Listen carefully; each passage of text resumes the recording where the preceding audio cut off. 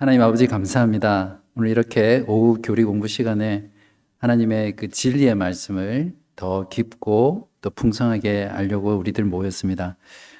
비록 식사 이후에 졸리고 또 육신이 피곤하지만 주의 말씀으로 깨워주시고 하나님을 아는 만큼 우리의 믿음이 자라게 해주시고 또 우리의 가슴도 뜨거워지게 하시고 우리의 삶에 이 진리의 말씀, 성경의 교리가 우리의 삶 속에서 녹아지고 또 실천되어지고 그것으로 인해서 하나님께 영광 돌리는 귀한 시간 되게 해 주시옵소서. 예수 그리스도의 이름으로 감사하며 기도합니다. 아멘. 제가 오늘은 진도를 좀 빨리 나갈게요. 이 보니까 한 장씩 하지 않으면 한 2년은 걸리겠더라고요. 일단은 조금 간단하게 다루더라도 전체를 보고 좀 더 디테일하게 나중에 기회가 되면 하도록 하겠습니다. 그리고 웨스트민스터 이거 끝나면 아마 1년 정도 할 것 같은데 끝나면 철로역정 가지고 교리 공부하려고 합니다. 기대하시고. 윤민호 집사님 별로 기대하는 반응이 없으셨어요? 예, 목회자는 그런 작은 거에 시험 들고 그럽니다. 네. 자, 들어가겠습니다. 우리 에베소서 1장 11절인데요. 가능하면 여기를 봐주세요. 여기를. 네.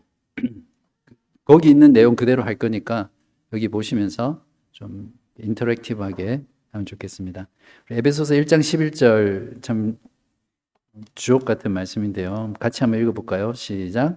모든 일을 그 마음의 원대로 역사하시는 자의 뜻을 따라 우리가 예정을 입어 그 안에서 기업이 되었으니. 네. 하나하나 뜯어보면 참 놀라운 말씀이죠. 모든 일, 어떤 일도 아니고 특정한 일도 아니고 하나님의 마음에 원하는 대로 역사하시는 자의 뜻을 따라, 뜻이라는 것은 하나님의 의지라고 보시면 됩니다. 그래서 우리가 예정을 입어 그 안에서 기업이 되었다. 놀라운 말씀이죠. 그죠? 여러분이 지금 예수를 믿고 앉아 있는 것이 그냥 여러분이 믿었다 이게 아니라 하나님의 그 기뻐하시는 뜻, 또 역사하시는 자의 의지에 따라서 예정을 입어서 그 안에서 기업이 되었다. 기업이라는 건 좀 어려운 표현이긴 한데 하나님 나라죠. 하나님은 온 우주와 만물의 소유주시잖아요. 그 모든 것을 우리에게 주셨다 그런 말씀이죠. 우리가 하나님 나라 백성이 됐다는 것이 그렇게 놀라운 거죠. 자, 그래서 2장에서는 저희가 좀 몇 주에 걸쳐서 하나님의 속성에 대해서 했고요.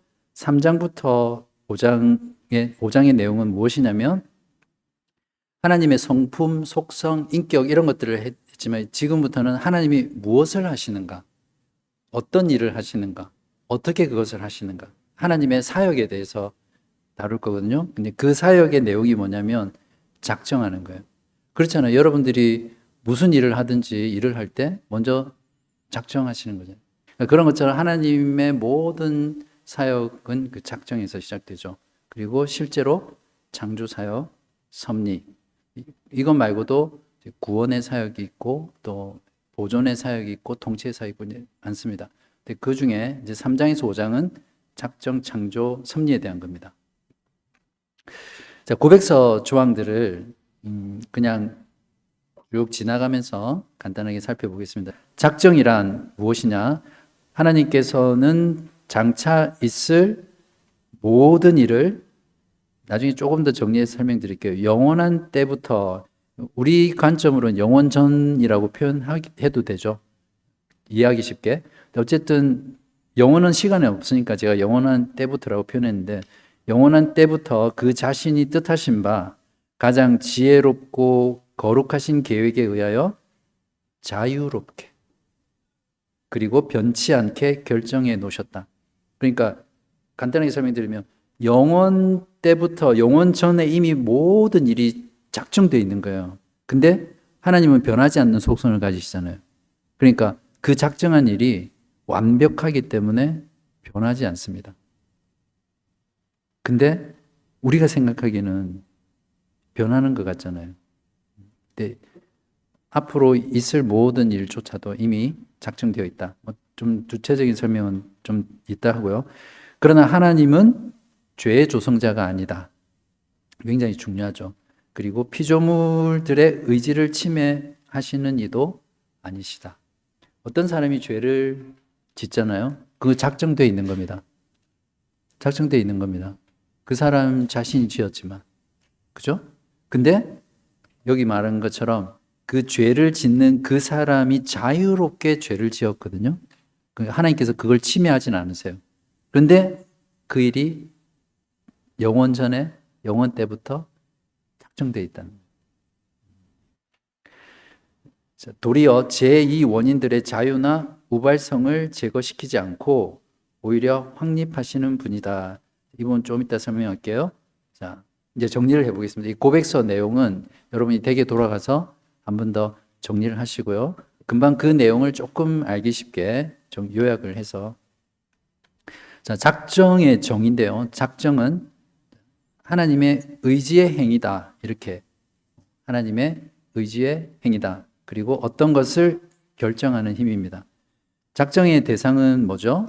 이 세상에 일어날 모든 일입니다. 이 안에는 죄, 자연재해, 모든 것들이 다 포함되어 있습니다. 지금 우리가 살아갈 때 참 안타까운 그런 사고나 또 자연재해들이 일어나잖아요. 근데 그런 것들을 우리가 이해할 때 해석하기가 참 어렵잖아요. 그러나 일단 기본적인 전제는 그런 것들조차도 하나님의 작정 가운데서 일어났다. 이걸 견지하고 있는 게 중요합니다. 그래서 작정의 시간인데요. 작정은 영원 때부터, 그러니까 이 세상의 창조 전에, 창조 전이라는 말이 이제 시간적으로는 전이라고 하지만 영원이라고 보시면 됩니다. 영원 때 전부터의 행위고, 그리고 그 작정을 하실 때 가장 지혜롭고 거룩하신 계획에 의해서 자유롭게 작정하셨습니다. 그리고 작정은 변하지 않으신다는 것. 일단 이게 심정적으로 이해가 안 된다 하더라도 일단 이것이 성경이 말하는 하나님의 작정이다. 이렇게 이해를 하시면 됩니다. 자, 그렇게 되면 우리가 작정으로 인한 죄와 자유의지의 문제가 대두가 되겠죠. 그죠? 그래서 하나님께서 죄도 작정하셨으면 하나님은 죄의 조성자라는 건 뭐냐면 죄를 짓게 만든 분이다 이 말이죠. 그러면 하나님은 악한 신이 되잖아요. 선한 신이 될 수 없죠. 그래서 이 문제를 가지고 지난 2000년 교회사 동안 얼마나 많이 공격을 했는지 몰라요. 기독교를. 그리고 성경을 공격했고 심지어는 그런 하나님까지도 공격하는 거죠. 성경이 그런 하나님을 말하니까 그런 하나님을 공격하게 되죠. 근데 하나님께서 탁월한 하나님의 사람들을 통해서 여기에 대한 답들을 정말 탁월하게 해놨고요. 그게 종교개혁 신앙에 다 녹아져 있습니다. 야고보서 1장 13절에 보시면 사람이 시험 받을 때에 내가 함께 시험을 받는다 하지 말지니 하나님은 악에게 시험을 받지도 아니하시고 친히 아무도 시험하지 아니하시느니라. 여러분 시험 당해보신 적 있으세요? 시험 당했을 때 그게 하나님이 주신 시험이다 이렇게 생각하지 말라는 거예요. 하나님은 악에게 시험을 받지도 아니하시고 아무도 시험하지 않으신다. 근데 여기서 시험이라는 거는 그냥 테스트 이런 개념보다는 하나님께서 이렇게 죄를 짓도록 또 믿음에서 떨어지도록 힘들게 되도록 어떤 의도적으로 이렇게 해서 빠지게 한 그런 시험을 말합니다. 때로는 하나님께서 우리의 믿음을 강건하게 하기 위해서 연단시키기 위해서 시험하시기도 하죠. 그런 시험. 어쨌든 여기까지는 다르고요.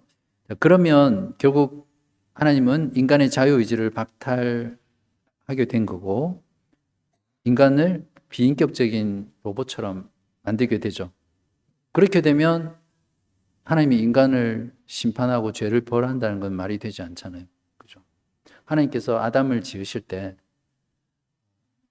죄를 짓도록 하나님을 반역하도록 그렇게 지었다는 거잖아요. 그죠? 그러니까 이 아담 자체는 자기 자신의 의지가 아무것도 없이 그냥 하나님이 지은 대로 그냥 움직이는 것밖에 없다. 그러면 하나님이 아담을 벌하시면 안 되죠. 중요한 건 인간은 전적으로 자신의 자유로운 의지로 죄를 지었습니다.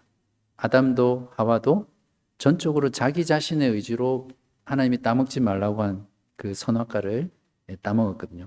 자, 여기서 중요한 어떤 해결점이 뭐냐면 하나님은 모든 일들을 영원 전부터 작정을 하셨잖아요. 그래서 변하지 않습니다. 변하지 않는데 그 하나님은 제1 원인이에요.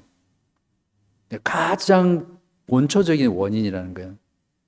그 다음에 죄를 짓는 사람은 제2의 원인입니다. 이걸 구별을 잘 하셔야 돼요. 그러니까 하나님이 죄조차도 악조차도 하나님의 작정 가운데 있지만 어떤 것도 하나님의 뜻 밖에서 일어나는 일은 없습니다. 그런데 인간은 죄를 짓잖아요. 그죠? 근데 그 죄를 짓는 그 인간이 제2의 원인이라는 겁니다. 그래서 여기 보면 제2 원인들의 자유나 우발성을 제거하지 않고 하나님께서 모든 것들을 작정하고 이루신다는 거예요. 여기서 우발성이라는 게 뭐냐면 영어로 contingency라는 건데요. 스펠링은 틀릴 수 있습니다. 우발적이라는 게 어떤 말입니까? 제가 이걸 들고 있다가 떨어뜨려요. 떨어뜨리면 이게 어느 방향으로 갈까요? 앞으로 가겠어요? 옆으로 가겠어요? 뒤로 가겠어요? 떨어뜨리면 모르나요? 그게 우발성이에요. 그죠? 어떤 일들이 일어날 수도 있고 안 일어날 수도 있고 이 방향으로 갈 수도 있고 저 방향으로 갈 수 있고 그게 이제 우발성이란 말이 정확한 번역은 아닌데 contingency라는 말이 더 정확한 말이거든요. 우리가 생각할 때 우연 같은 우발적인 사고가 제2의 원인이 되는 거예요. 근데 그것들을 하나님께서 간섭하지 않으면서도 그냥 우발적인 사건은 우발적으로 일어날 수 있도록 하는 거죠. 그리고 사람의 자유의지도 간섭하지 않으면서 하나님의 그 작정이 일어나도록 한다는 거죠. 이해가 잘 안 되시죠? 무슨 말인지는 알겠는데 그래서 이 작정의 교리 나중에 좀 이따 선택과 유기도 하겠지만 하나님의 신비죠. 신비. 그냥 성경이 이렇게 말하는 걸 우리가 받아들여요. 받아들이면 세상의 모든 일들이 성경의 관점으로 해석이 돼요. 그죠? 사도행전 2장 23절에 보면 그가 하나님께서 정하신 뜻과 미리 아신 대로 내준 바 되었거늘 너희가 법 없는 자들의 손을 빌려 못 박아 죽였으나 예수님의 십자가의 죽음을 말하거든요. 예수님이 십자가에 죽으신 것은 즉 유대인들의 손에 넘겨져서 빌라도에게 십자가형을 죽게 된 것은 누구의 뜻입니까? 창세전에 이미 작정된 하나님의 뜻이거든요. 미리 정하신 뜻, 미리 아신 뜻인데 그 일이 실행되는 것은 바리새인, 서기관, 대제사장들 유대인들에 의해서 일어났잖아요. 그리고 빌라도에 의해서 십자가형을 당했고 그럼 어떻게 되는? 만약에 하나님께서 빌라도나 유대인들이 그렇게 하도록 조정을 했다. 예? 자유의지를 없애고 하나님이 이 예수님을 반드시 십자가에 죽여야 되니까 그렇게 만들었다면 바리새인들이나 대제사장들은 하나님 앞에 죄가 없잖아요. 하나님이 그렇게 하게 했으니까. 근데 철저하게 자기들의 자유로운 의지로 예수를 죽였어요. 살인 교사했고 살인 공무해서 죽여버린 죄 없는 무고한 예수님을 죽였어요. 그들의 죄예요. 그들의 의지였고 참 신비죠. 그래서 그들은 하나님 앞에 정죄를 당하는 겁니다. 한 가지 더 예를 보면 잠언 16장 33절에 제비는 사람이 뽑으나 모든 일을 작정하기는 여호와께 있느니라. 이거는 우발성에 대한 거예요. 그죠? 제비 뽑을 때 누가 어떤 걸 뽑을지는 아무도 모르잖아요. 진짜 우연이잖아요. 우발적. 근데 그것을 하나님께서 제비를 뽑을 때 저게 뽑히도록 이렇게 조정하시는 게 아니라 그 우발성이 그대로 일어나게 만드시는 거예요. 침해하지 않으시는 거예요. 근데 하나님의 작정이 그대로 변함없이 이루어진다. 자, 계속 해보겠습니다. 두 번째, 하나님의 지식과 작정인데요. 여기서 하는 내용들은 거의 다 칼빈의 5대 교리할 때 많이 다뤘던 부분이에요. 네, 간단하게 짚고 넘어갈 텐데,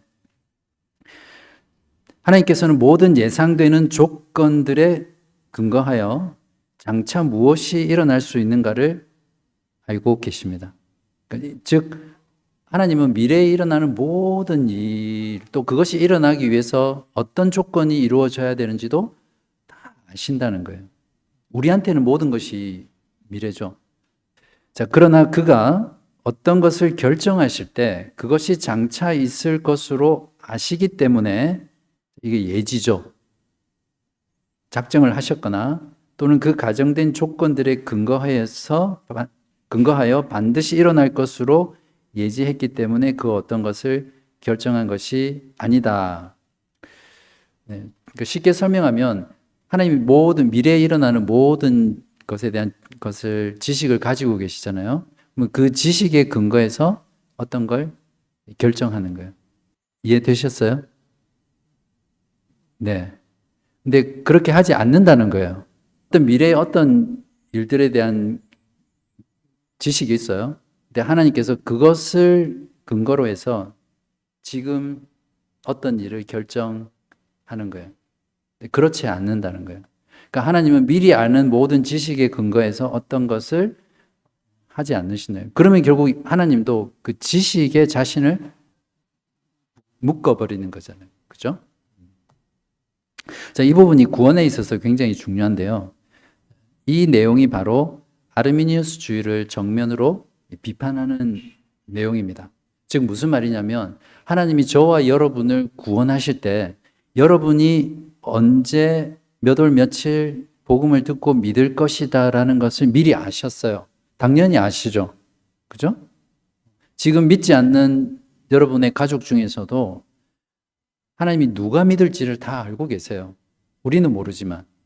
그런데 바로 그 누가 예수를 믿을지를 아시는 그 지식을 근거로 하나님이 구원을 작정하신 게 아니라는 거죠. 맞습니까? 그러니까 미리 믿을 것을 아시고 구원을 결정하신 거는 아르미니우스주의라고 해서 성경적이지 않습니다. 웨슬리안은 바로 이 예지 예정론을 주장을 했습니다. 누가 믿을지를 미리 아시고 그 지식에 근거해서 하나님께서 어떤 사람을 구원하기로 예정하셨다. 선택하셨다. 이게 웨슬리안, 웨슬리안 같으면 교단으로 치면 구세군, 성결교, 또 감리교, 완전히 막 그 웨슬리의 교리를 다 막 철저하게 하는 건 아니지만 기본적으로 구원의 교리가 그렇습니다. 그래서 사망에서 사항은 예정인데요. 자, 사망에 보시면 하나님의 결정에 따라 하나님은 그의 영광을 나타내시기 위해서 잘 보세요. 어떤 사람과 천사들은 영원한 생명에 이르도록 예정되고 영어로는 predestined라고 되어 있고 다른 이들은 그러니까 영원한 생명에 이르도록 예정되지 않은 사람들을 말하겠죠. 그 사람들은 영원한 사망에 이르도록 기정되어 있다. 다른 번역서에는 그냥 똑같이 예정이라고 표현되어 있는데 영어로는 다르게 쓰여 있거든요. 그래서 foreordained라고 되어 있는데 영원한 사망에 이르도록 기정되어 있다. 즉 이게 뭐냐면 자, 선택에는 두 가지 요소가 있습니다. 예정에는 선택이 있고요. 그다음에 영원한 사망에 이르도록 예정되어 있다, 기정되어 있다라는 것은 유기죠. 그죠? 그러니까 예정에는 이 두 가지가 있습니다. 자, 이것을 조금 더 자세히 봅시다. 디모데전서 5장 21절에 보면 하나님과 그리스도 예수와 택하심을 받은 천사들 앞에 그러니까 천사들도 영원한 생명에 이르는 천사들이 있고 스스로 타락해서 사탄이 되거나 타락한 천사들이 있어요. 그것이 다 하나님의 예정 가운데 있다는 거죠. 네, 로마서 9장 22절에서 23절 중요한 말씀인데요. 만일 하나님이 그의 진노를 보이시고 그의 능력을 알게 하고자 하사 멸하기로 준비된 진노의 그릇을 이렇게 표현하고 있습니다. 23절에는 또한 영광 받기로 예비하신 바 긍휼의 그릇에 대하여 그 영광의 풍성함을 알게 하고자 하셨을지라도 무슨 말을 하리요. 혹시 여러분 중에 조각가 있으세요? 아니면 이 찰흙 같은 지점토 이런 걸로 도자기 없으시구나. 예를 들어서 이 로마서 9장에 나오는 예예요. 토기장이가 토기를 만들려면 어떤 그 흙으로 이렇게 찰흙으로 빚어야 되잖아요. 그래서 그걸 이제 가마에 구워서 나오면 토기가 되는데 그 만드는 토기장이가 어떤 그릇은 말 그대로 쓰레기통으로 만들려고 만들고 어떤 그릇은 정말 귀한 음식을 담을 그런 그릇으로 만들고 그건 토기장의 마음이잖아요. 근데 그거는 철저하게 토기장의 깊은 뜻으로 그렇게 만드는 거예요. 근데 그 그릇이 나는 왜 쟤는 금그릇으로 쟤는 귀한 그릇으로 만들고 나는 쓸모없는 그릇으로 만들었어요. 항의 못 하잖아요. 그런 말을 하는 거거든요. 그러니까 하나님은 천이 쓸 그릇, 귀히 쓸 그릇을 창세전에 영혼에서 이미 작정하셨다는 거예요. 예정하셨다는 거예요. 그게 예정의 핵심입니다. 그러니까 선택하고 유기하고 이 둘 다를 예정하신 것이 하신 것이 하나님의 예정이다. 자, 그 에베소서 1장 3절에서 6절에 보면 예정에 관한 하나님의 성경의 교리 중에 가장 풍성하고 깊고 아름다운 구절입니다. 한번 봅시다. 찬송하리로다 하나님 곧 우리 주 예수 그리스도의 아버지께서 그리스도 안에서 하늘에 속한 모든 신령한 복을 우리에게 주시되, 여기서 신령한 복을 우리에게 주셨다는 것은 완료형이에요. 그러니까 이미 선택 가운데서 우리에게 모든 하늘의 복을 다 주셨다는 거예요. 자, 곧 창세전에 그리스도 안에서 우리를 택하사, 분명히 창세전에 그리스도 안에서 택했다고 말하죠. 우리로 사랑 안에서 그 앞에 거룩하고 흠이 없게 하시려고 그 기쁘신 뜻대로 마지못해서 미리 아는 그 예지적인 지식에 따라서 어쩔 수 없이 그것이 아니라 하나님의 자유로운 기쁜 뜻으로 우리를 창세전에 그리스도 안에서 예정하셨다는, 택하셨다는 거예요. 예정하사 예수 그리스도로 말미암아 자기의 아들들이 되게 하셨으니 이는 그가 사랑하시는 자 안에서 우리에게 거저 주시는 바 그의 은혜의 영광을 찬송하게 하려는 것이다. 이런 모든 예정, 선택이 무엇 때문이라고요? 그의 은혜의 영광을 찬송하게 하려는 것이다. 그러니까 이 예정의 교리만큼 우리를 참되게 찬송하게 하는 게 없어요. 그죠? 하나님이 저와 여러분을 하나님의 아들들이 되게 하신 목적이 하나님의 영광을 찬송하게 하기 위한 것이죠. 그래서 이성호 교수님은 이렇게 표현했어요. 예정 교리를 공개적으로 부인하는 자는 이단이다. 이렇게. 성경은 분명하게 이 예정의 교리를 너무나 확실하게 말을 하는데 이걸 우리의 인간의 관점에서 받아들이기 힘들다고 성경은 그걸 말하지 않는다 이러면 결국 성경을 부정하는 게 되잖아요. 그래서 성경은 선택과 유기 둘 다를 말하고 있습니다. 그래서 이중 예정이라고 불러요. 어떤 많은 그룹에서는 하나님은 선택만 하신 거예요. 그죠? 영원한 생명을 주실 자를 선택만 하시면 선택 못 받은 자는 어떻게 됩니까? 자연적으로 유기되는 거잖아요. 그렇게 설명을 해요. 근데 성경은 그렇게 말하지 않습니다. 성경은 선택한 자만 선택하고 나머지를 그냥 자연적으로 유기시키는 게 아니라 선택할 자, 유기할 자를 함께 예정을 했다는 겁니다. 자, 영원에서 어떤 이성적 피조물을 선택하기로 작정하셨고 그 외는 버리기로 작정하셨다. 네, 이게 성경이 말하는 이중 예정이죠. 하나님은 악인들을 심판하심으로써 영광받기 원하신다. 그러니까 어떤 사람의 악은 하나님께서 그 사람의 악을 통해서 하나님께서 영광받기 위해서 영원에서 작정하셨다는 거죠. 이걸 우리가 인간적인 관점, 인간적인 논리로 자꾸 이렇게 바꾸려고 하면 더 꼬여요.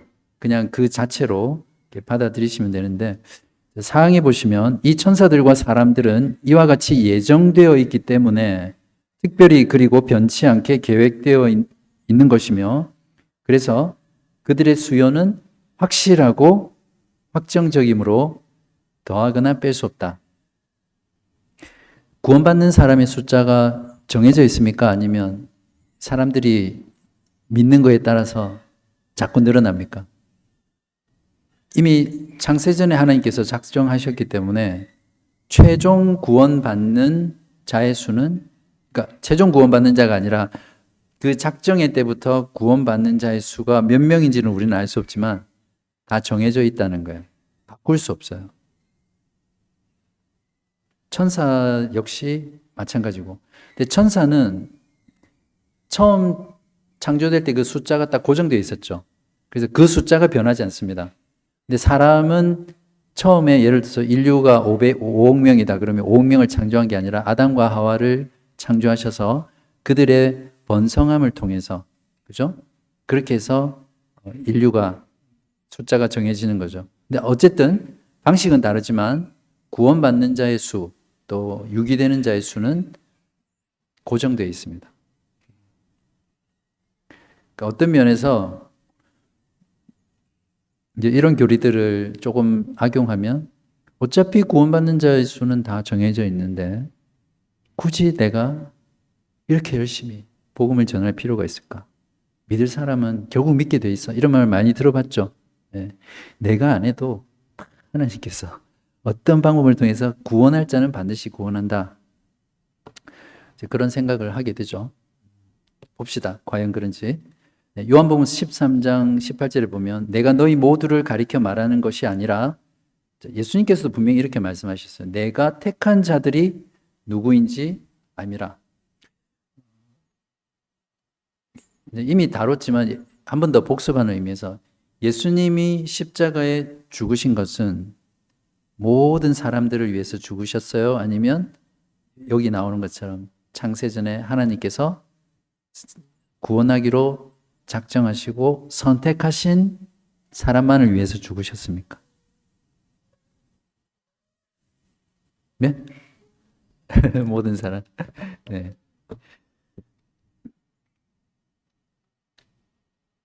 네, 모든 사람은 아니고, 네. 예수님이 죽으신 것은 모든 사람이 되면, 그때 한 번 더 강의를 들어보시면 알겠지만 결국 모든 사람이 구원을 받아야 돼요.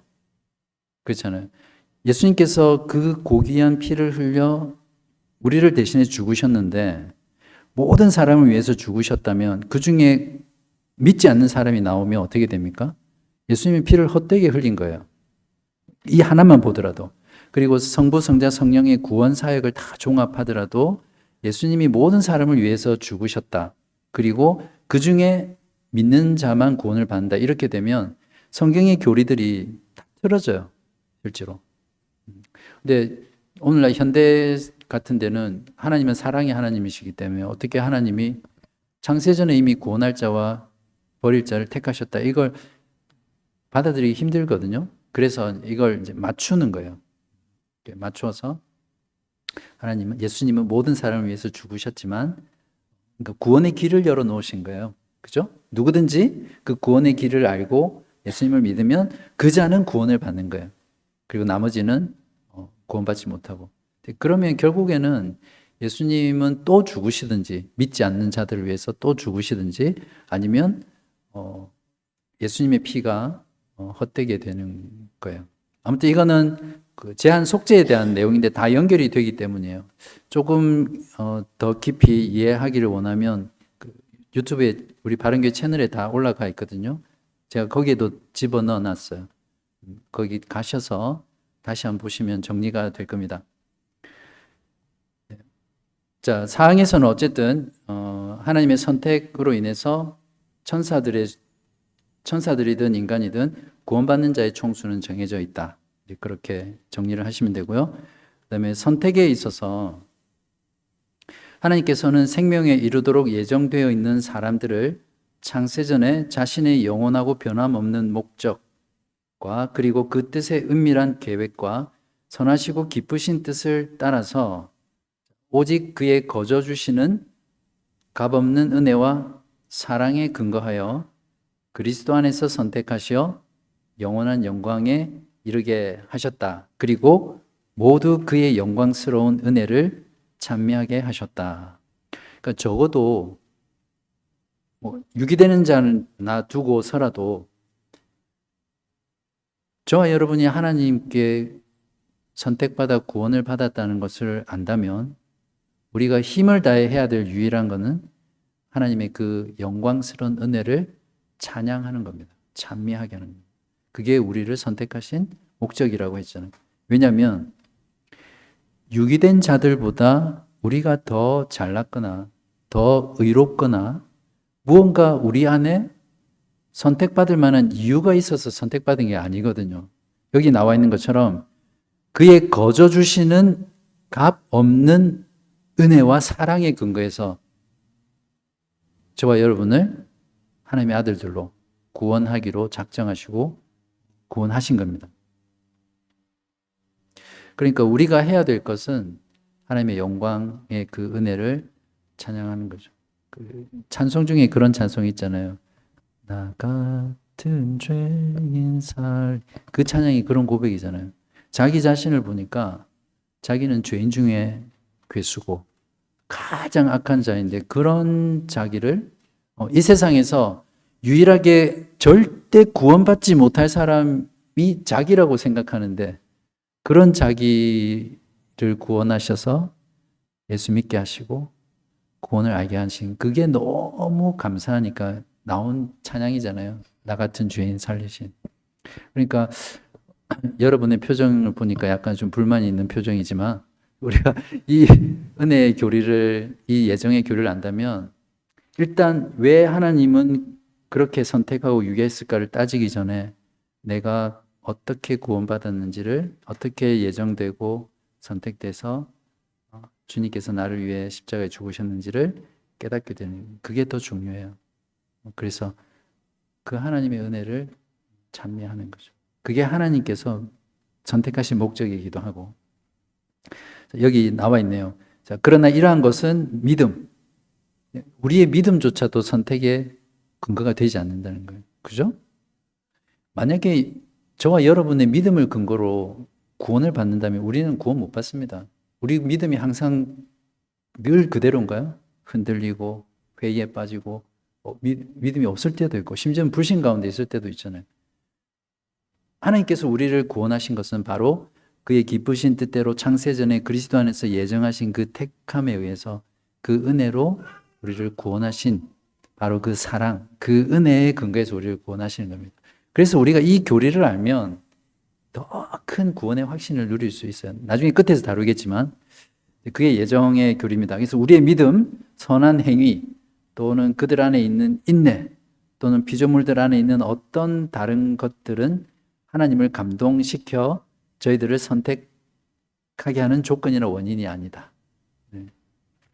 신자들 중에 이런 사람들이 많죠. 하나님을 감화시켜서 구원받으려고 하거나 또는 이제 기복신앙이 그런 거죠. 이 땅에서 좀 잘 되려고 하는 거. 그죠? 내가 이렇게 헌금 많이 하고 이렇게 봉사 많이 하고 이렇게 전도 많이 하고 이렇게 선교 많이 하면 하나님께서 나를 축복해 주실 것이다. 결국 내 구원은 따놓은 당상이다. 이제 그런 어떤 심리가 다 이 예정에 대한 교리를 몰라서 그래요. 진짜로 그래요. 많은 분들이 오늘 주님 오신다면 천국 가실 수 있겠습니까? 물어보면 많은 분들이 그렇게 대답해요. 이렇게 머리 근지르면서 요즘은 좀 교회 생활을 잘 못해서 아니면 선교를 많이 못해서 아직 마음에 이렇게 막 대답해요. 근데 진짜 오시면 어떡해요? 네. 그러니까 자꾸만 우리의 구원의 근거를 내 자신에게 있는 무엇을 삼는 거죠. 이제 그렇게 하는 이상 우리의 구원은 절대 안전하지 않습니다. 그리고 구원의 확신은 늘 이제 흔들릴 수밖에 없죠. 자, 그래서 여기 보면 믿음은 여기 중요한 게 있네요. 하나의 연습 문제로 풀어보면, 자, 왜 하나님은 나는 선택하시고 다른 사람은 선택해 주지 않으셨나요? 교재 보지 마시고 저를 한번 봐주세요. 대부분 이 질문에 대해서 어떻게 답하냐면, 나는 믿었고, 나는 복음을 듣고 믿었고, 저 사람은 안 믿었기 때문에 선택을 못 받은 거다, 이렇게 말하지 않습니까? 그죠? 내가 믿었잖아요. 나는 복음을 듣고 믿었으니까 하나님이 선택하신 거고, 다른 사람은 안 믿었으니까 못 가는 거다. 어떻게 보면 맞는 말 같기도, 맞지 않는 말 같지만 틀린 말이죠. 네. 우리의 믿음 때문에 선택받았다면 결국 똑같은 말이죠. 내가 믿을 걸 아시고 나를 선택하셨거나, 아니면은 나의 믿음을 근거로 선택하신 거죠. 결국에는 내 믿음이 구원의 근거가 됩니다. 최종 구원에. 그러니까 우리의 구원은 죽어봐야 결국 확실하게 알 수 있어요. 그러면 지금은 좋아지셨지만 저희 어머님 같은 경우에 한때 신앙생활 참 열심히 하시다가 하나님을 부인한 적이 있거든요. 그 질병, 어떤 우울증 막 이런 걸로. 그리고 치매에 걸린 사람들 정말 잘 믿으시다가 치매에 걸려서 나 하나님 모른다, 못 믿는다 이러면 그 사람은 구원 못 받습니까? 그렇지 않습니다. 우리의 구원의 근거는, 물론 분명히 우리의 믿음의 고백이라는 수단을 통해서 우리가 구원을 받지만, 우리의 최종 구원은 이미 창세전에 선택되어 있고 우리는 알 수 없어도 되어 있고, 또 하나님의 그 자비로운 사랑과 은혜에 근거해서 우리를 선택하셨고 또 구원하셨습니다. 그리고 그것이 믿음으로 나타나는 거죠. 여기 나와 있는 것처럼 믿음은 선택의 결과다.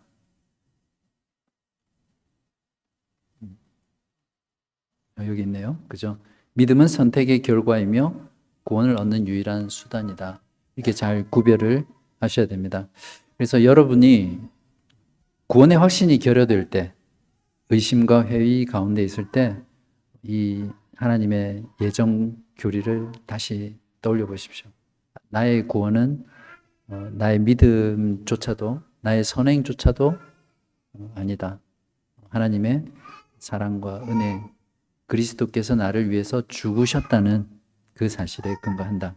6항에 보면 그는 그의 영원하고 가장 자유로운 뜻과 의사에 의해서 그것을 위한 모든 방법들까지도 미리 정하셨다는 거예요. 이것도 다뤘던 것 같은데, 그죠? 그래서 여러분이 아까 하나님 누구를 구원할지 다 선택하시고 예정하셨으니까 내가 굳이 복음 전도를 하지 않아도 돼, 이런 사람들한테 필요한 말씀이 이거죠. 그러니까 하나님께서는 어떤 사람이 어떤 일들이 일어나게 하기 위해서는 그것이 일어나기 위해서 필요한 모든 혼자 지금 부응해하고 있는데, 괜찮아요, 괜찮아요. 아니면 나보고 조용히 하라는 건가? 오늘 좀 나를 별로 안 좋아하던데. 괜찮아요, 괜찮아요. 모든 방법, 수단까지도 하나님께서 작정하셨다는 거예요. 여러분이 오늘 예배를 드리러 올 때 그냥 여러분이 뿅 하고 여기 나타난 거 아니잖아요. 여기에 오기 위해서는, 이것이 가능하기 위해서는 수많은 조건들, 수많은 수단과 방법들이 네. 그것까지도 하나님께서 작정해 주신 거예요. 그죠? 오다가 갑자기 트래버크 했다. 못 오는 거잖아요. 그죠? 그리고 어젯밤에 자다가 그런 일은 없지만 갑자기 아프다든지, 그러니까 모든 것들이 한치라도 어긋나지 않아야 여기 앉을 수 있는 거예요. 그리고 우리가 살아가는 모든 세상조차도 다른 사람의 도움 없이는 단 한순간도 살 수 없어요. 그렇잖아요. 그죠? 애 하나를 키우더라도 예를 들어서 기저귀가 필요하잖아요. 근데 그 기저귀가 만들어지기 위해서는 얼마나 많은 사람들의 손과 계획과 돈과 자본과 그런 것들이 다 있잖아요. 그러니까 우리는 그냥 숨 쉬는 동안 모든 사람들의 은혜를 잊고 살아가는 거예요. 근데 그런 모든 사람들의 은혜들을 하나님께서 다 작정하시고 예비하시고 공급해 주시는 그런 거죠. 그러니까 놀라운 거예요. 가만히 생각해 보면.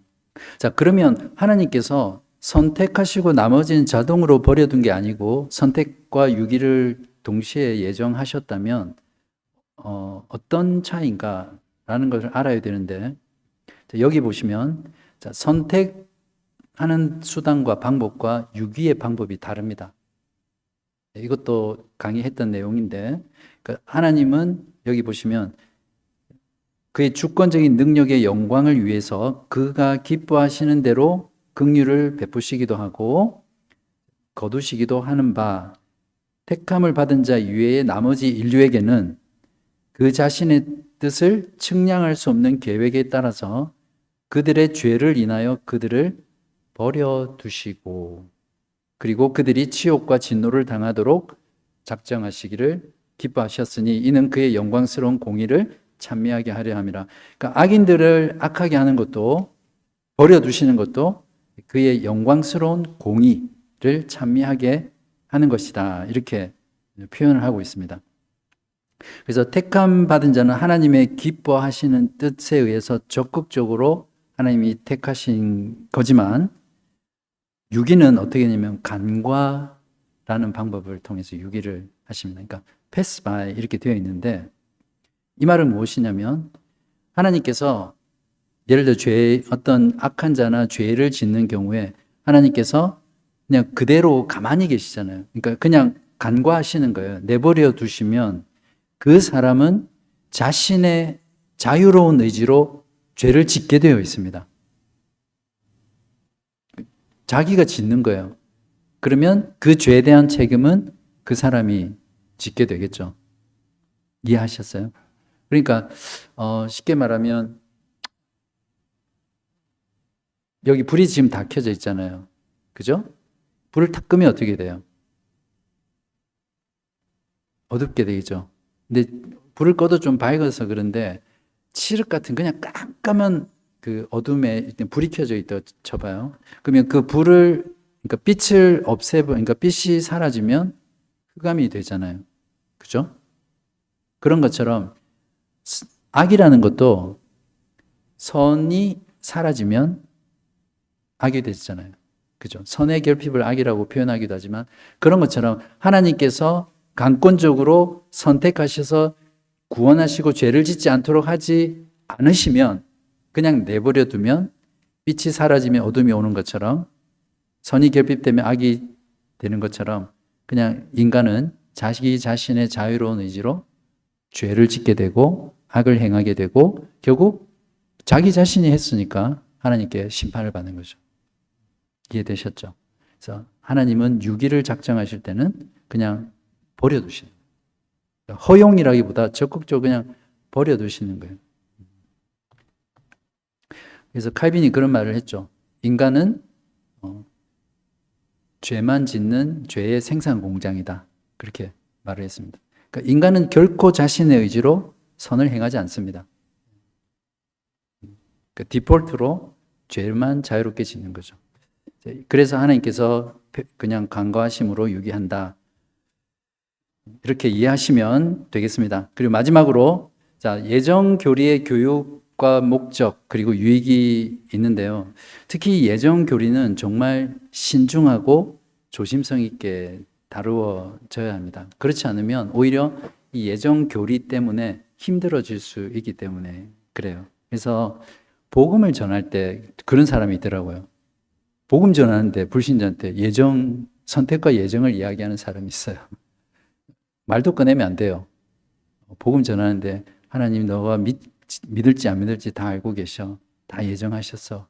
그러니까 네가 지금 안 믿어도 아니면 하여튼 예정을 가지고 막 설명하려고 하는 건 잘못된 거예요. 예정 교리는 믿지 않는 자들을 위한 교리가 아니라 하나님의 말씀을 그대로 받아들이고 순종하고 살려고 하는 자에게 주는 위로와 확신의 교리입니다. 그래서 이 세상 가운데 믿음으로 인해서 고난당하고 핍박받고 박해받을 때 이 성도들이 예정의 교리를 알면 자신의 그 하나님의 택하심과 하나님의 은혜에 대한 확신 때문에 결국에는 이 세상에서 겪는 모든 고난들을 믿음으로 인내하고 감당해 나가는 거죠. 그래서 실제로 교회사 속의 초대교회 성도들이나 많은 신앙의 선배들이 그 고난의 시간 동안, 그 박해의 시간 동안 견딜 수 있었던 교리가 이 예정의 교리입니다. 그래서 여기 보면 그렇게 그래서 이 예정 교리는 영원한 선택을 확신하도록 돕기 위한 교리인데요. 하나님께 대한 찬미, 경외, 또 찬양을 드릴 수 있게 해주고요. 겸허와 근면과 풍성한 위로를 허락해 줄 것입니다. 그런 면에서 저는 여러분이 오늘 이 시간을 통해서 하나님의 그 은혜, 사랑을 더 풍성하게 누리기를 원하고요. 또 여러분의 구원이 얼마나 견고한지를 좀 확신하는 그런 시간이 됐으면 좋겠습니다. 혹시 여러분은 이 세상을 살아가면서 혹시 힘들고 어려운 일이 있을 때마다 이 말씀을 기억하시면 좋겠고요.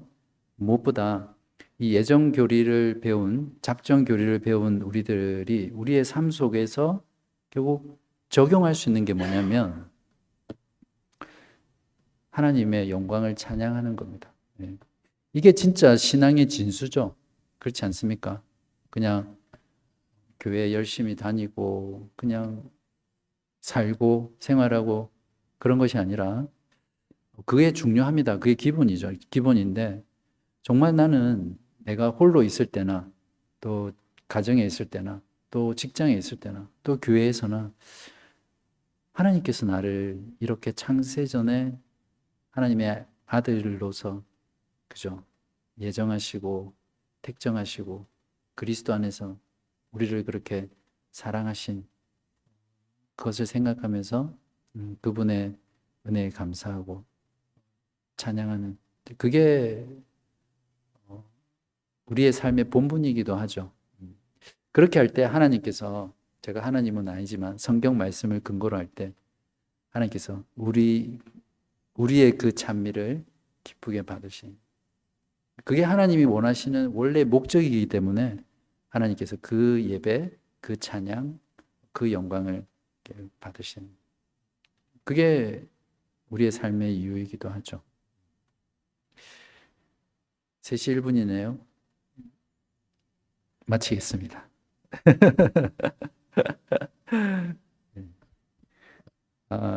제가 기도하고 일단 마칠게요.